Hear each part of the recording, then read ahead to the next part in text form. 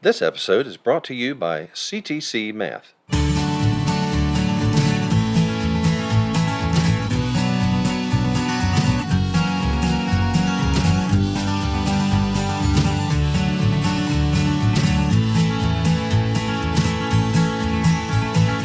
Well, hello everybody, this is Hal. And this is Melanie. We want to welcome you to another episode of Making Biblical Family Life Practical. We are doing a series here talking about getting your kids to work. And we talked about why that's even important to worry about in our last episode. But let's talk about some specifics now. You know, this is a homeschool network, and an awful lot of people are saying work starts with school, and our kids are dragging their feet, and we don't know how to motivate our kids to do schoolwork. Well, it's hard. Uh-huh. Because, well, frankly, first you have to motivate mom to get up and do the schoolwork. Okay, yeah. I struggle with that sometimes. You know, let me tell you a little secret. I really had zero desire to teach long division for the 8th time. Oh, really? You're so good at it now. I am. I really am. Yes, you are. I mean, I multiply, divide, subtract, bring down, you know. Yep. I mean, divide, multiply, subtract, bring down. Yep. Over and over again. Yep. And I am good at teaching it, but I get tired. And some moms get tired too. And I think that sometimes will demotivate our kids because they feel that we're dragging and we don't really want to do it, and they don't want to do it either. Well, we talked about that last episode, that they pick up on our attitude toward our work. And it may be the work that we do around the house or our jobs or whatever, but it also can be that task of homeschooling to say, here we go. It's time to do school, Guess children. we better get school done. Oh, yay. We're so excited. And sometimes we feel that way. Sometimes we do. And, you know, the other day, one of my children came to me and said, Mom, can you help me with math? And I really did not want to, Hal. Yeah. But I thought, this child needs motivation. I said, sure, let's see where you are. And we opened up, and I said, oh, this is a really cool lesson. Right. And I just made myself get excited about it. Mm-hmm. And pretty soon she was excited about it. Yeah. You know, this is a young teen. She rolled her eyes at first. Right. But I kept going, and pretty soon we were talking about how it was used, and it went really well. Mm-hmm. I think one of the important parts of getting schoolwork done is not to miss the point of our education, though. Yeah, because I think sometimes it's easy to slip into this mindset of, I've got to do all of the pages in order and check off all of the boxes, or it doesn't count. And honest to goodness, maybe your child doesn't need every single exercise. Or maybe you don't need to study one subject because everybody else is doing it. But I'll be honest, Hal, and you know, I was in education graduate school before I started teaching. Right. At home. Yep. And I was still terrified. Mm-hmm. I was terrified if we skipped a lesson or didn't do all the problems. Someday someone would say, they might be 28 years old, but somebody would come and say, you did not do week 3, lesson 3. I rescind your child's education. I mean, when you think about it, it's really stupid. Yeah. But we're fear-driven. We're so afraid that if we don't make them do all the problems on the worksheet, even if they know them all really well, then somehow they'll miss learning about nouns. And we forget that, you know, they teach about nouns every year. They will get nouns. I gave an example. We were talking about this in our local homeschool co-op. And I told them, you know how discouraging it is to clean the whole house and get everything perfect, and the next day it has to be done all over again because it's a mess. Well, can you imagine if you got the whole house clean and then you burned it down to the ground and moved to a new house? It was just pointless. You cleaned it for nothing. Right. But see, that's what we're asking our kids to do when we're asking them to do busy work. We're asking them to do things that they know does not make any difference. Okay, and you know what? As a homeschooling parent, you are the teacher, right? And you know whether that child understands a concept or not. And there's no point in doing page after page after page of practice exercises for something the child already understands backwards and forwards. That's just a waste of effort and time. Well, and busy work breeds discouragement, and it breeds sloppy work because they know it's not important. They know it. They know it's not important, and it makes them discouraged. Instead, we need to preserve the love of learning, because what they will really need to be successful in college, and we sent 6 kids to college Right. who've been successful there. What they really need to be successful in college is they need the love of learning. They need to be still excited about learning. Well, and you know what? I think kids are just wired to learn things and to be curious and to want to examine the world around them. And they may not be looking in the precise area you want them to look right now. You might want them to focus on plant taxonomy or something, and they want to talk about dinosaurs. But but they want to learn still. They want to fill their minds with ideas and facts and reasons and the rest of it. And so we want to cultivate that, not squelch it.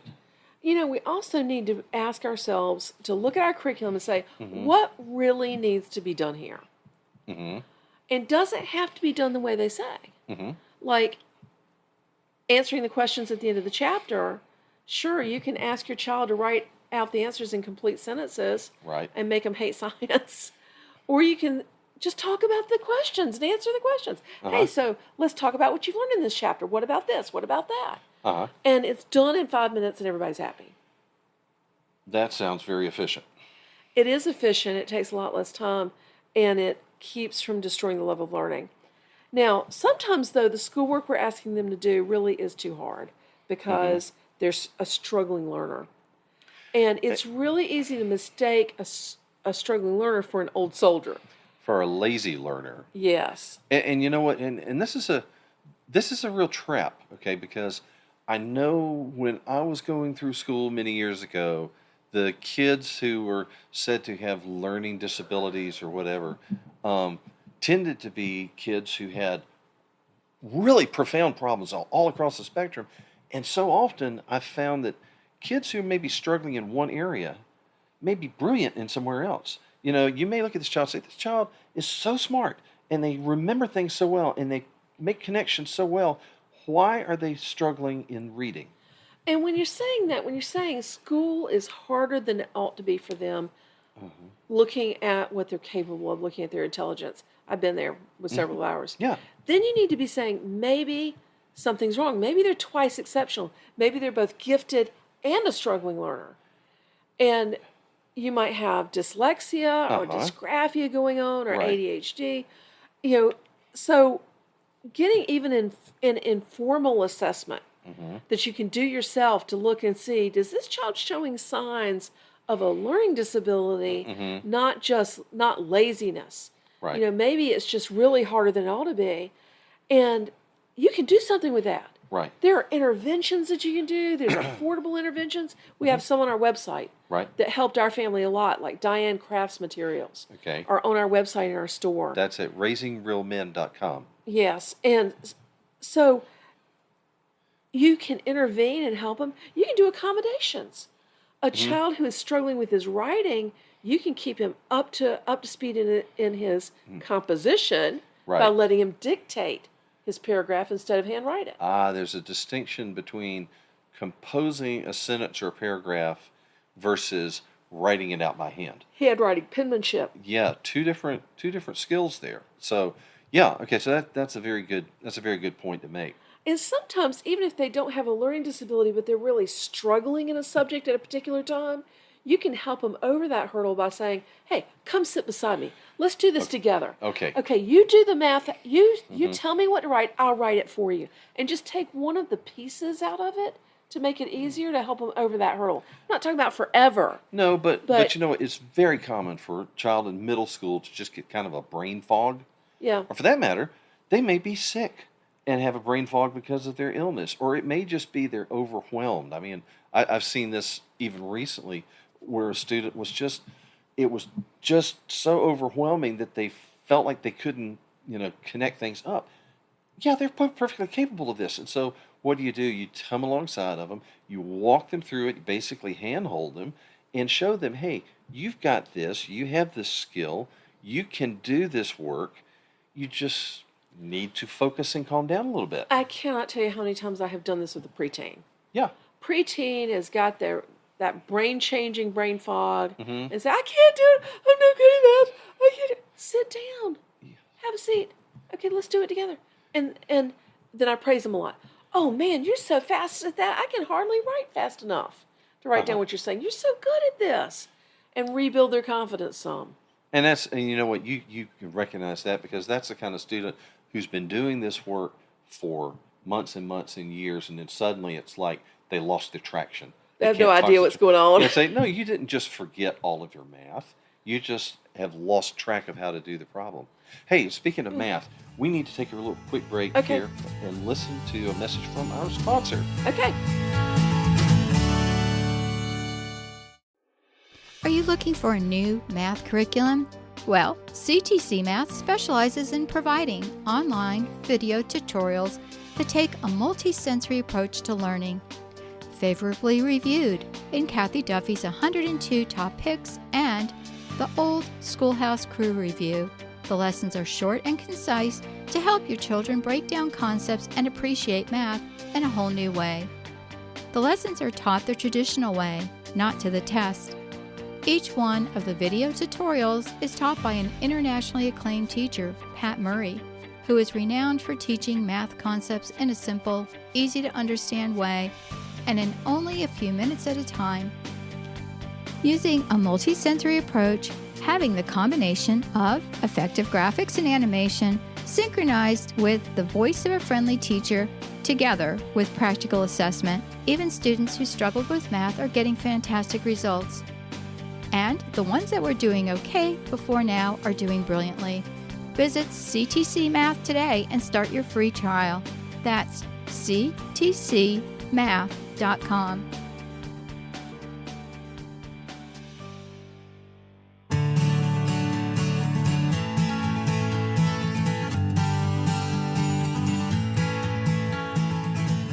Okay, so we're talking about how to motivate your kids to get their schoolwork done. And, sometimes it really is hard.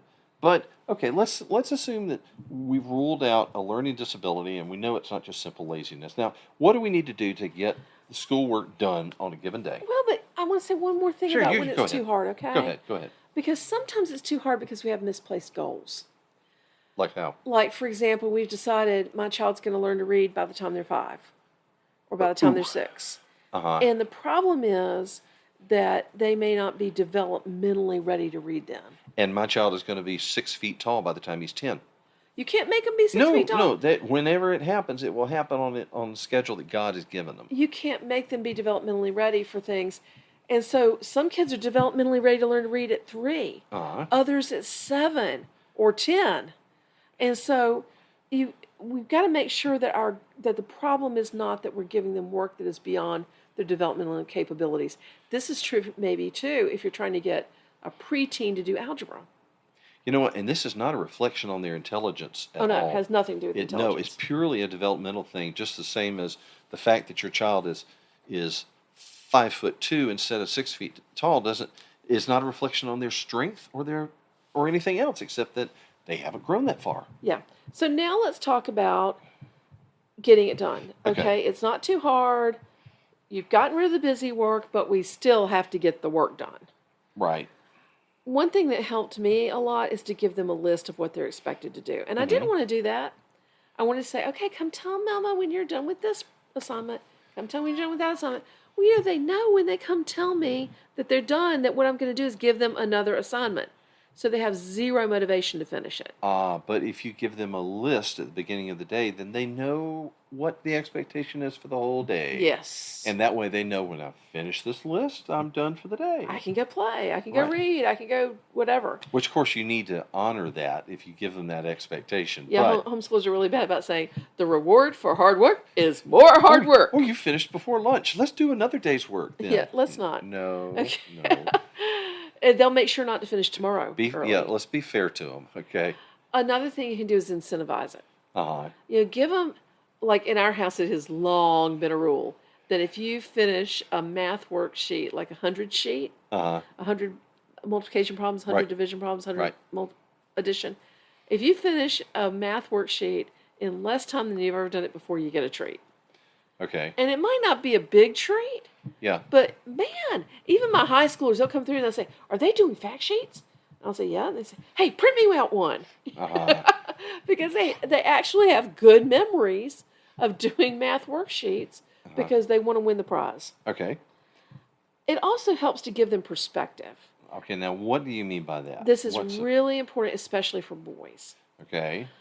Boys want to know, why are we doing this? Yeah. Well, that's what Steve Jobs said. It says, you give a boy something, he wants to know, what can I do with this? Yes. Why? What's what the is purpose? What's it good for? They don't want to know what is it. They want to know, what's it good for? How do I utilize this? Hammers have a whole lot more value when you know there's nails in the world.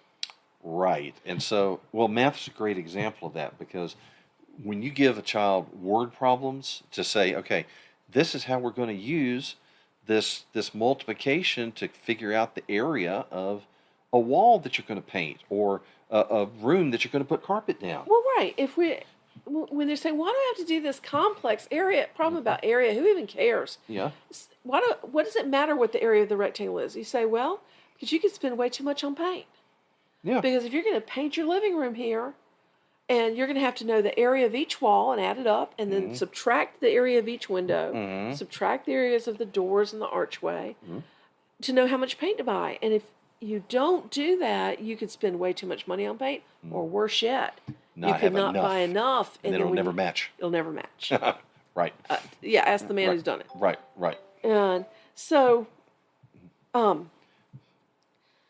you want to give them some perspective. How is this used in the real world? Oh, let me tell you, this is really cool. This multiplying by percentages, we're going to you can use that to figure out how much money you're making when you invest money in a CD, or how much money it's going to cost you to pay a mortgage. Right. You explain that these have real world consequences, and the real world stuff really motivates, especially boys.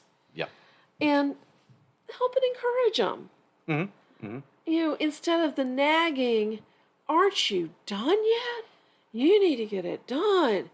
Sit down and say, okay, come on, let's get it done. How can I help? Well, one thing that I did that really helped our guys, especially in the math problems, was to say, when you get ready to do your exercises for this math lesson, come sit here beside me at my desk, and I will time you. And that was not to give them stress, but simply to put a timer on it, so that to say, okay, yesterday you did your worksheet in, whatever, an hour and 10 minutes, whatever it took. And then you challenge them, hey, can you do it faster this time? And that actually helps them to focus. That helps them to get their concentration together for a set of math problems to work out like that. And you know what? The curriculum we've used it so many times, we know that it should take them about 45 minutes to do one of these worksheets. And if they are taking longer than that, we try to encourage them to pick their speed up a little bit. And a lot of times we find they can do it faster than that. Yeah. And so it's not a matter of creating stress, but just simply to say, here's a challenge. Can you beat your own time? Can you score higher? And so boys particularly seem to really respond to that. And sometimes you have to say, you know what? You got to do this before you can get online, watch a movie, use the iPad, go play. Sometimes you just have to say, it's got to be done, because sometimes we just have to get our work done. But if you've made sure that it's not busy work, you've made sure it's not too hard for them, maybe they need, because they need extra help. Right. If you have handled it in a way that you've made it interesting and encouraged them as much as you can, sometimes then, sorry kid, you got to get it done. But that's gonna happen a lot less often if you take care of that other stuff first. All right. Okay, guys, it's been great talking to you today.